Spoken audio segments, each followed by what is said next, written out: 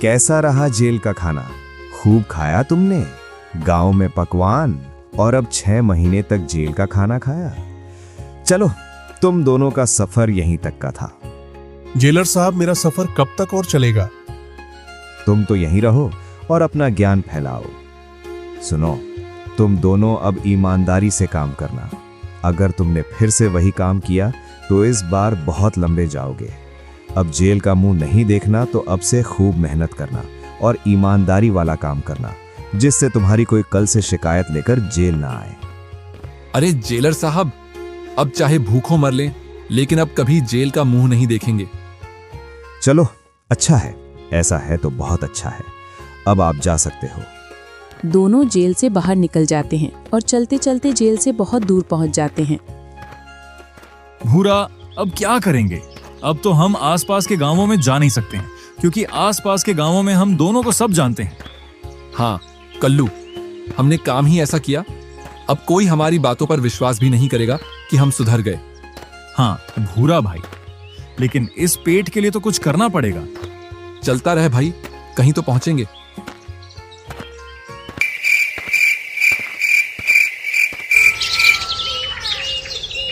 कल्लू और भूरा को चलते चलते 2 से 3 दिन हो जाते हैं और वो चलते चलते किशनगढ़ नाम के एक गांव में पहुंच जाते हैं, जहां एक गरीब किसान अपने घर के सामने उदास बैठा था।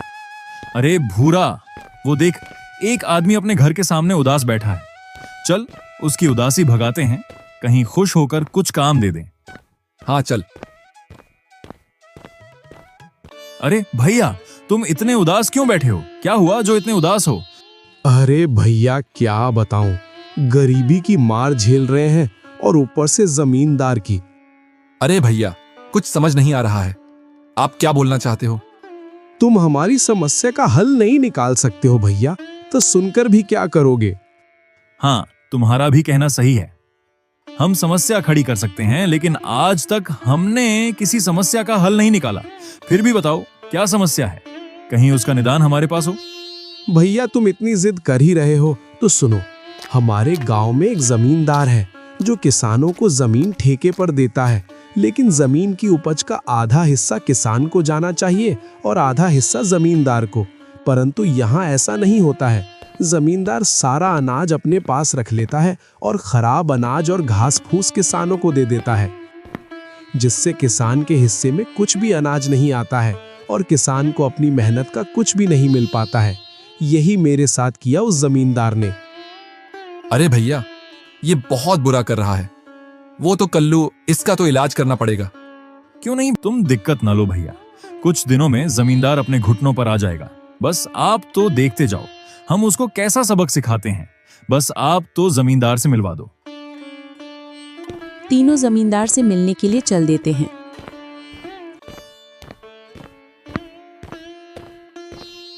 मालिक प्रणाम।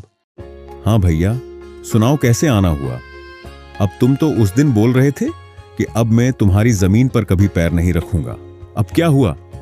वो जमींदार जी, उस दिन गलती हो गई थी। अब बताओ क्या काम है? वो कुछ जमीन ठेके पर चाहिए थी।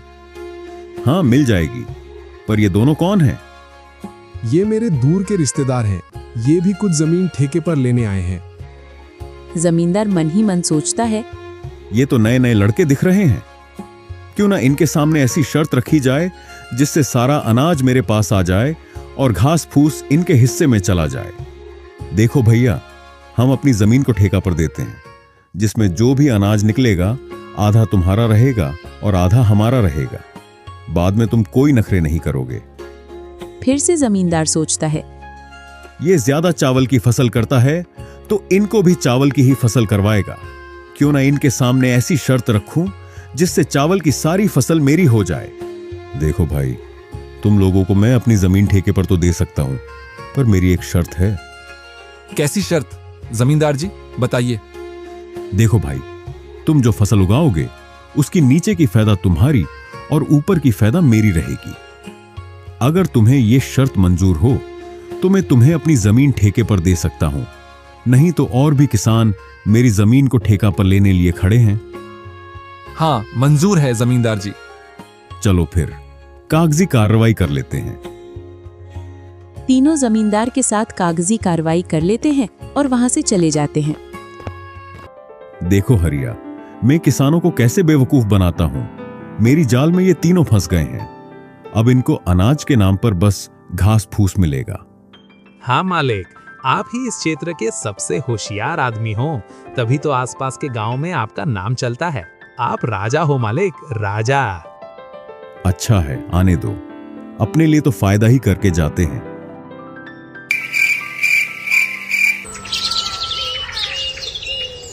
दूसरी सुबह तीनों खेतों पर पहुंच जाते हैं। देखो कल्लू और भूरा, तुम्हें मैंने जमींदार जी से जमीन तो दिला दी, अब आपको इस जमीन में जी तोड़ मेहनत करना होगा, तभी इसमें हमें कुछ मिल पाएगा। लेकिन जमींदार ने तो ऐसी शर्त रख दी, वो भी इस मौसम में जिसमें सबसे अधिक चावल की फसल होती है। अब कैसे अपनी मेहनत निकलेगी? अरे भैया, तुम बस काम करो, कल की चिंता मत करो, और फल अपने ही पास रहेगा, और उस फल का छिलका जमींदार के हिस्से में आएगा। जमींदार भी सोचेगा, मैंने कहा पंगा ले लिया। हम छोटे मोटे खिलाड़ी नहीं, हम खतरों के खिलाड़ी हैं। देख भाई, अब खतरों वाली बात मत कर, सीधी सिंपल बात कर। तीनों खेत को खोदने लग जाते हैं।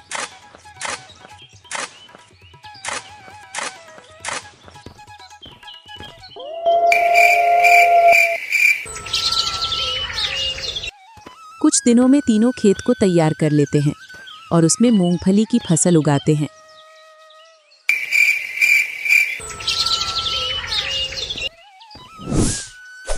कुछ दिनों बाद फसल पककर तैयार हो जाती है। देखो, अपनी फसल अब पककर तैयार हो गई है, जल्दी से अब इसको जमीन में से निकालना होगा। क्यों नहीं, आज से ही इसको खोदना चालू कर देते हैं। हम तीनों कुछ दिनों में इस फसल को इन खेतों में से निकाल लेंगे। तीनों मूंगफली की फसल को जमीन में से निकालने में लग जाते हैं। कुछ दिनों में पूरे खेत को खाली कर देते हैं और मूंगफली की फसल और घास फूस को छांटकर अलग अलग कर देते हैं। इधर हरिया, मालिक, मैंने सुना है उन तीनों ने फसल निकालकर तैयार करके रख रखा है। चलो जल्दी अपनी फसल उठा लाते हैं। इस बार सबसे अच्छी फसल उन तीनों की ही थी। क्यों नहीं हरिया, चलो चलो जल्दी चलो। उन मूर्खों से सारी अच्छी अच्छी फसल ले आएंगे और खराब खराब फसल उनको दे आएंगे। हरिया, लगता है आज तो चावलों से मेरा पूरा घर भर जाएगा। जिस तरह तू उनकी फसल का गुणगान कर रहा है, मुझे जल्दी अपनी फसल को देखना है। दोनों जल्दी जल्दी खेतों पर पहुंच जाते हैं। जैसे ही वो दोनों फसल देखते हैं तो उनकी आंखें फटी की फटी रह जाती हैं। फिर भी जमींदार सीधा बनकर बोलता है, लाओ भाई, आधी फसल मेरी। हरिया, बैलगाड़ी ले आओ, उसमें आधी फसल लाद ले। मालिक, कौन सी फसल? ये मूंगफली की आधी आपकी, आधी मेरी।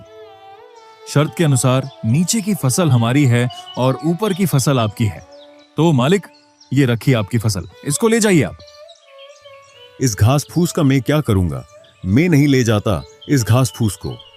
आप अपनी शर्त से मुकर रहे हो, आपका लिखित कागज रखा है हमारे पास। इतना सुन जमींदार और हरिया वहां से दबे पांव निकल जाते हैं। मालिक, इन्होंने तो आज आपको मूर्ख बना दिया। हाँ रे हरिया, मैंने इनको हल्के में ले लिया, लेकिन अब इनको हल्के में नहीं लेंगे। जाएंगे कहाँ? आएंगे वापस अपने यहाँ फिर से जमीन मांगने। फिर इनके सामने ऐसी शर्त रखूंगा कि आगे ये चालाक बनने लायक ही नहीं रहेंगे।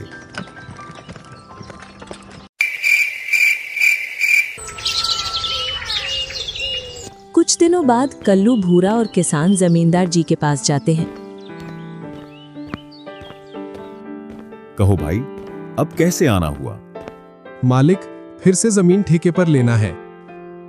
हाँ, मिल तो जाएगी, पर शर्त वही पहले वाली रहेगी। लेकिन इस बार उस शर्त में थोड़ा बदलाव है। तीनों जमींदार से बोलते हैं, हाँ मंजूर है मालिक। फिर से जमींदार अपने मन के घोड़े दौड़ाता है। लगता है ये दोनों ऐसी जगह से आए हैं जहां सबसे ज्यादा मूंगफली की फसल होती है। इसके अलावा और किसी चीज की नहीं होती है। इसीलिए इन्होंने मेरे खेतों में मूंगफली की पैदावार की थी। इसका मतलब इनको सिर्फ मूंगफली की खेती करना आता है, इसके अलावा और किसी की खेती करना नहीं आता। तो इस बार मैं शर्त को बदल देता हूं। तो सुनो मेरी शर्त। इस बार तुम जो भी फसल उगाओगे उसके नीचे का हिस्सा मेरा रहेगा और ऊपर का हिस्सा आपका रहेगा। जैसी आपकी इच्छा मालिक, हम तो तैयार हैं आप जैसा बोलोगे वैसा करने के लिए। तीनों वहां से चले जाते हैं। मालिक, इस बार तो तुमने तगड़ी शर्त रख दी। ये ठहरे मूंगफली की पैदावार करने वाले, इनको कहां से आती होगी गेहूं चने की फसल उगाना?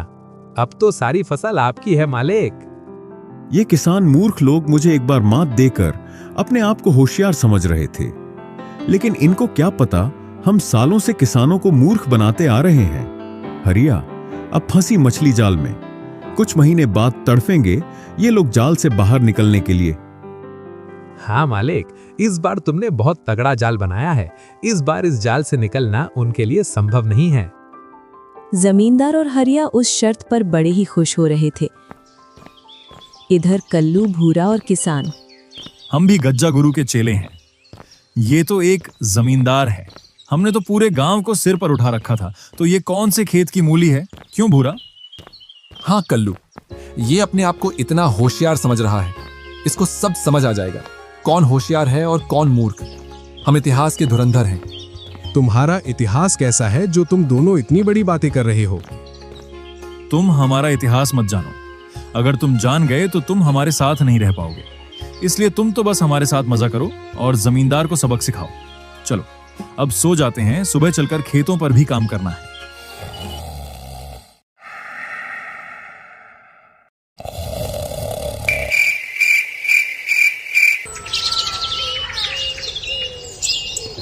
दूसरी सुबह तीनों खेतों पर पहुंच जाते हैं और खेत की साफ सफाई में लग जाते हैं।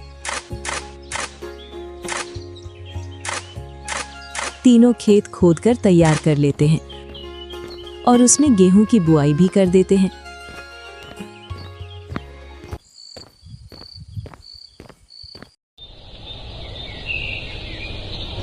उनकी फसल सबसे अच्छी फसल दिख रही थी। गेहूं की फसल तो अच्छी जमी है इस बार। आने दो उस बेईमान जमींदार को, गेहूं की फसल देखकर उसके पैरों तले जमीन खिसक जाएगी। हाँ भूरा भैया, तभी तो उसको बेईमानी का सबक मिलेगा। चलो कुछ दिन और मेहनत करते हैं। हाँ भाइयों, थोड़े दिनों में फसल पककर तैयार हो जाएगी।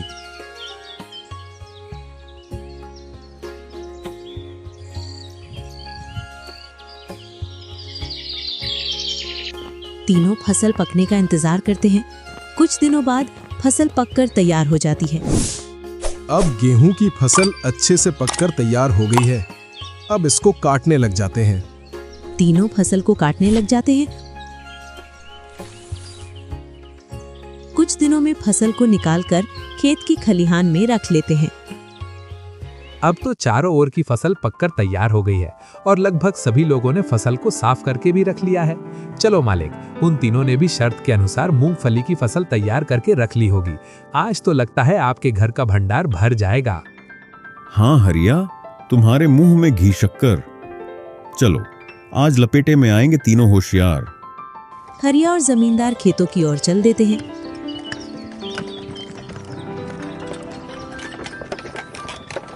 जैसे ही खेतों पर पहुंचते हैं तो अरे मालिक, फिर से आपको मूर्ख बना दिया। हाँ रे हरिया, जितना मैं सोच रहा था उससे कहीं ज्यादा होशियार निकले ये लड़के तो। नमस्कार मालिक, आप कैसे हो? आप तो ठीक हो ना मालिक? इस बार हमने गेहूं की फसल लगाई है और आपकी शर्त के अनुसार ऊपर का हिस्सा हमारा और नीचे का हिस्सा आपका होगा। इस तरह कल्लू और भूरा ने जमींदार को फिर से मूर्ख बना दिया। अपने चालाक दिमाग से एक बार फिर जमींदार अपनी शर्त हार जाता है। अरे मालिक, कल के आए लड़कों का दिमाग देखिए, फिर से आपको मूर्ख बना दिया। तुम सही कह रहे हो हरिया, मैं तो उन्हें मूर्ख समझ रहा था, लेकिन उन्होंने मुझे ही मूर्ख बना दिया। आने दो, अगली बार इन्हें जमीन ठेके पर लेने के लिए। इस बार ऐसी शर्त रखूंगा इनके सामने कि ये भी सोचेंगे कि अब कभी भी जमींदार जी से पंगा नहीं लेंगे। तीनों सारी फसल को उस किसान के घर ले आते हैं और कुछ फसल के हिस्से को बेचकर जितना किसान के ऊपर कर्ज था, कल्लू और भूरा ने सारा कर्ज चुका दिया। अब किसान और किसान का परिवार खूब खुश थे। इधर कल्लू और भूरा भी उनकी खुशी को देखकर खूब खुश थे। गर्मियों का मौसम गुजर जाता है और बरसात का मौसम आ जाता है। फिर से कल्लू, भूरा और किसान जमींदार जी के यहाँ पहुंच जाते हैं। तुम फिर आ गए जमीन को ठेके पर लेने के लिए। देखो लड़कों, तुम मुझे ज्यादा होशियारी मत दिखाओ। हमें कोई होशियारी नहीं आती है जमींदार जी। होशियार तो आप हो जो गरीब किसान की मजबूरी का गलत फायदा उठाते हो। लड़कों, अपनी जबान पर काबू रखो। मुझ पर तुम ये इल्जाम गलत लगा रहे हो। मैं किसी के साथ गलत नहीं करता, बस मैं अपनी शर्त को पूरा करता हूं। जिस काम के लिए आए हो वो बात करो, ज्यादा ज्ञानी मत बनो। हम आपके पास बस एक ही काम लेकर आते हैं, वो है आपकी जमीन जिसको हमें ठेके पर लेना है। इस बार कौन सी शर्त है? कुछ तगड़ी शर्त रखना इस बार जमींदार जी। हाँ, शर्त है ना लड़कों। तुम अपने आप को ज्यादा होशियार समझते हो ना, तो सुनो मेरी शर्त। फसल का ऊपर और नीचे का हिस्सा मेरा और बीच का हिस्सा तुम्हारा। अगर ये शर्त मंजूर हो तो बताओ। तीनों सोच विचार करते हैं और भूरा बोलता है, हाँ जमींदार जी, हमें यह शर्त मंजूर है। हाँ ठीक है, फिर मिलते हैं फसल निकलने पर। तीनों वहां से चले जाते हैं।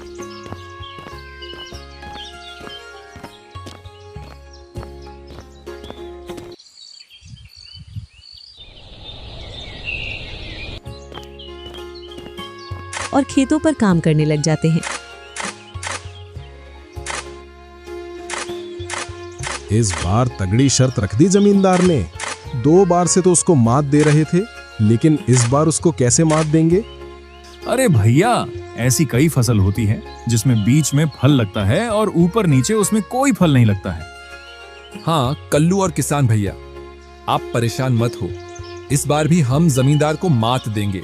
इस बार हम खेतों में मक्के की फसल लगाएंगे, जिससे जमींदार ऊपर और नीचे का हिस्सा रख लेगा और जो बीच में भुट्टे लगेंगे वो हम रख लेंगे। हाँ, ये तो मेरे दिमाग में आया नहीं। तुम सही बोल रहे हो, हम मक्का ही लगाएंगे। तीनों खेतों में मक्का की बुआई कर देते हैं। इधर हरिया जमींदार से बोलता है, मालिक, इस बार तो आपको कोई हरा ही नहीं सकता है। आपने शर्त ही ऐसी रखी है। आपने उन तीनों की हालत देखी? जब उन्होंने शर्त सुनी तब तीनों को पसीना आ गया था। हाँ, इस बार तो हमें कोई शर्त में हरा ही नहीं सकता है। शर्त ही ऐसी रखी है।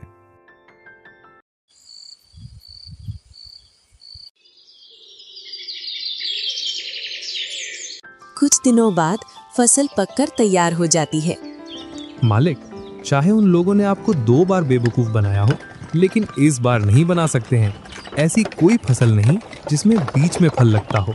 हाँ हरिया, इस बार तो उन्हें घास फूस ही मिलेगा।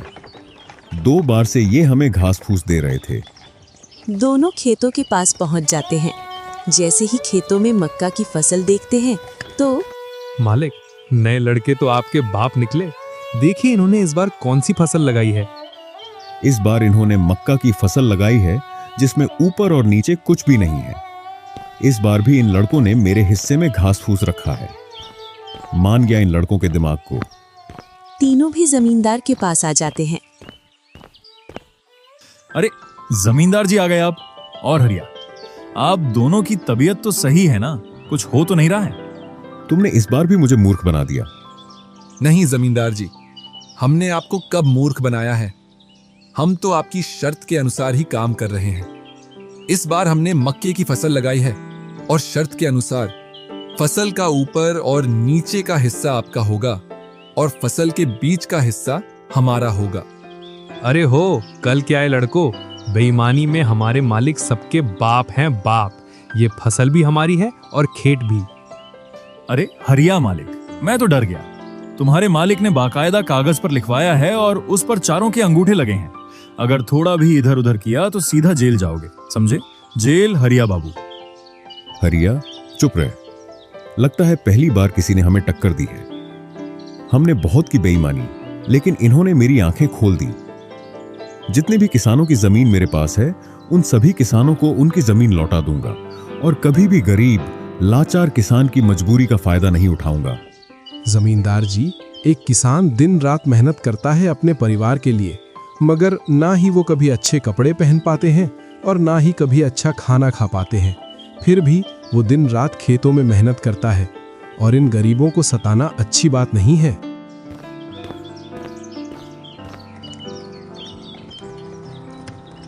तभी से जमींदार सुधर जाता है।